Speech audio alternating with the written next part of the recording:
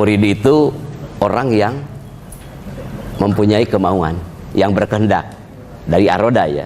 Nah, itulah murid. Murid tingkatannya ada murid mubtadi, murid mutawasit, murid muntahi. Dan pangresa Syekhul Akbar, Syekhuna Mursiduna, guru agung kita tidak pernah mengaku mursid. Beliau mudah-mudahan kita diaku murid oleh guru agung Syekh Sultan Aulia. Terus gitu. Dan semua para wali, para kekasih Allah, para mursid yang dikatakan oleh kita, karena kita adalah yang mengidolakan, dan karena memang Allah izin padanya dan izin pada seorang muhibbinnya yang dikatakan murid, maka dia tidak pernah mengatakan ana mursiduka, tidak. Bahkan kita sama-sama belajar kan, mari kita jadi tetap mendudukan sebagai murid. Murid itu yang punya kemauan, keinginan. Itulah man aroda dunya fa alaihi bi ilmi wa man aroda al akhirah fa alaihi bi ilmi wa man aroda huma fa alaihi bi ilmi. Barang siapa yang ingin ya mendapatkan dunia, ya harus dengan ilmu. Yang menginginkan akhirat pun harus dengan, yang menginginkan dunia dan akhirat pun harus dengan ilmu. Ilmu itu terjadi berbagai makom ataupun istilah. Dalam istilah thariqah, maka ilmunya adalah 3 dimensi otomatis dalam rukun agama: ilmu iman, Islam, ihsan, ilmu fikih, ilmu tauhid, ilmu tasawuf. Itu tidak ada satu pun yang lebih penting. Semuanya adalah karena semuanya bersenyawa penting. Nah, itu dalam murid harus. Nah, kita yang merasa murid yang sangat doib, saya mudah-mudahan mohon maaf ya nyebut doib itu, membutuhkan bimbingan yang dohir dan yang batin kepada Syekhul Mursid, maka mudah-mudahan kita diaku murid. Amin. Diaku murid. Nah, murid mubtadi orang yang mengamalkan tapi belum tahu makna yang sebenarnya. Yang sebenarnya ketenggelaman rahasia, di dalam rahasia, apalagi sampai rahasia qadar. Tapi sudah dikatakan itu murid. Ada murid yang sudah tahu maknanya, ketaatannya, hidmahnya, itu dinamakan murid mutawasit, tingkat menengah.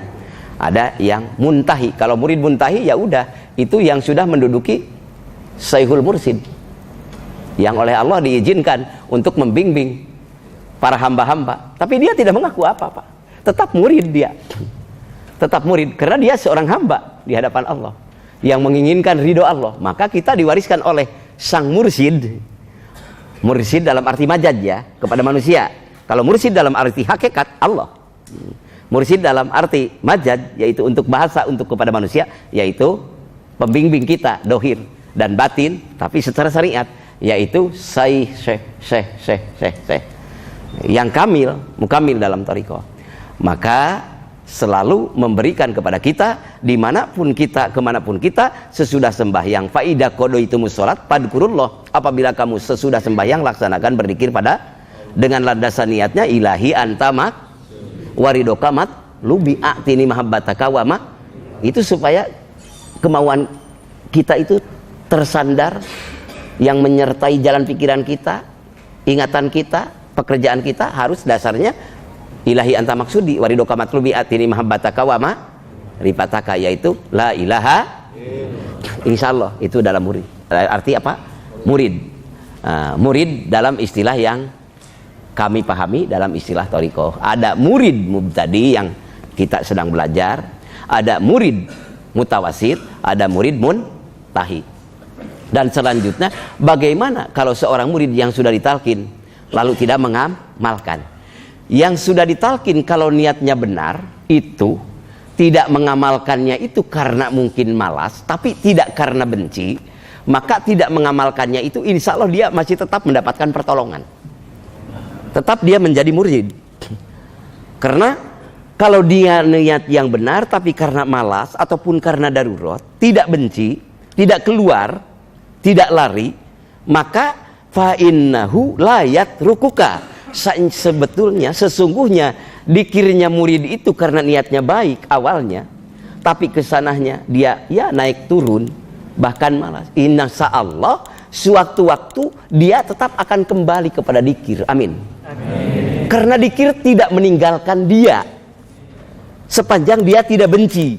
Maka kita mohon pada Allah, mudah-mudahan Allah tidak mendidirkan kita menjadi orang yang pangsiun dikir. Amin. Boleh saja kita pangsiun dari berbagai pekerjaan, tapi ya Allah jangan jadikan kami pangsiun muda dikir. Apalagi pangsiun muda, pangsiun tua juga jangan. Betul Pak?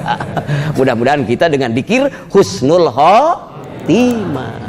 Insya Allah paham ya? Segitu aja dikit. Jadi sepanjang kita tidak benci kepada orang yang berzikir, tapi kita kadang-kadang malas, tapi bahkan rindu, masih bisa ditolerir, masih itu ada harapan mendapat pertolongan.